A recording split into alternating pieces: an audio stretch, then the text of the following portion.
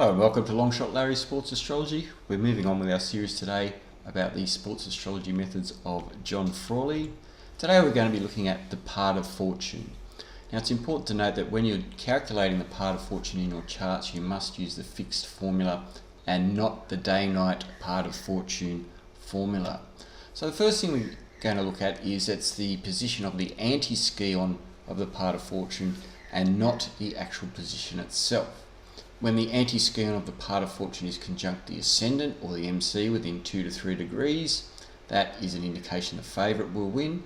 When the anti-scion of the part of fortune is conjunct the descendant or IC within 2 to 3 degrees, that is an indication the underdog will win. It is a little bit of a grey area when it is between 2 and 3, but I have seen it work in that area. It's better if it's less than 2 degrees away.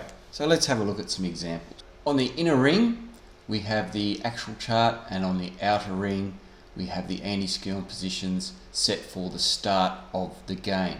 So this one is a rugby league game between St George and Newcastle. St George were very slight favourites, only a point or so favoured, so not much in it. And here we can see the anti-scion of the part of fortune is within 2 degrees of the ascendant, and St George did end up winning a very, very close game.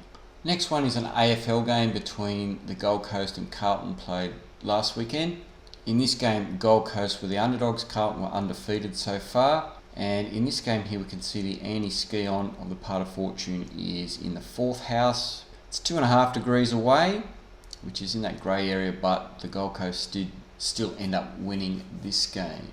Next one here is another AFL game. Sydney Swans are at home to the North Melbourne Kangaroos. Sydney were massive favourites for this game. North Melbourne got belted the week before by 100 points. You can see the anti-scion of the part of fortune here is on the descendant within 2 degrees. North Melbourne ended up getting very close, but not quite close enough in this game, and Sydney still ended up winning that one. So aspects to the part of fortune is the next section we're going to have a look at. It's important to note the aspects must be applying. Separating is no good. That represents what has gone before in history. So we're only looking at applying aspects, and they must be within 5 degrees. It's also important that the planet must not aspect another planet by the major aspects, conjunction, square, opposition, trine or sextile, or change direction before reaching the part of fortune. So if a planet's going retrograde before it makes that aspect, it doesn't count.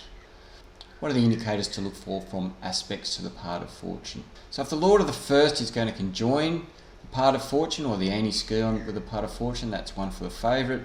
If the Lord of the seventh is going to oppose the anti-scion of the part of fortune only, that is one for the favourite. Or if the North Node is conjunct the part of fortune within 2 degrees, that is another indication for the favourite. What about the underdog?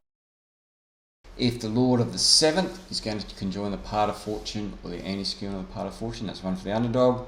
This is a strange one. If the Lord of the seventh is going to oppose the part of fortune, that's actually one for the underdog that Frawley mentions in his book. If the Lord of the first is going to oppose the part of fortune or the anti-scion of the part of fortune, that's another one for the underdog. Or if the South Node is conjunct the part of fortune within 2 degrees, that's another one for the underdog. So let's have a look at some examples. We're going to look at an IPL game from the 2022 season. We've got Chennai up against Bangalore here. Chennai had not won a game yet this season, I believe. Bangalore were the slight favourites.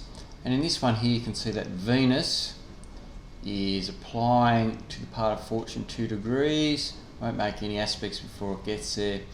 And it's ruling the Taurian descendant. You can also see there's an exact aspect here. Jupiter is exactly aligned with Neptune, which was why I was looking at this game in the first place, and Chennai ended up winning this game. This game here is the final of the Pakistan Super League, which is a T20 cricket competition. This was the final game.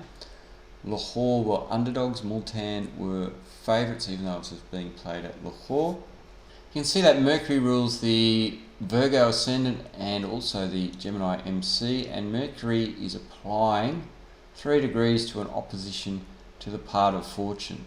Lahore actually won this game. I couldn't see anything else going on in this chart, but so that worked in this instance. Next chart is actually the one I've got in my very first video from last season in the AFL. You can see here that the south node is within 2 degrees of the part of fortune, so that's an indication for the underdog. Once again, Gold Coast upset Carlton here, and we had Mars on the midheaven as well. Going back to one of our charts we looked at before, the anti-scion of the part of fortune on the ascendant, you'll see that Jupiter is the lord of the 7th, very close to the descendant here, and it is opposing the anti-scion of the part of fortune. So that is one for the favourites, and St George, as I said, did end up winning this game just. So I hope you've enjoyed that. Please like, subscribe if you would like some more videos, or make a comment, and we'll see you in the next one.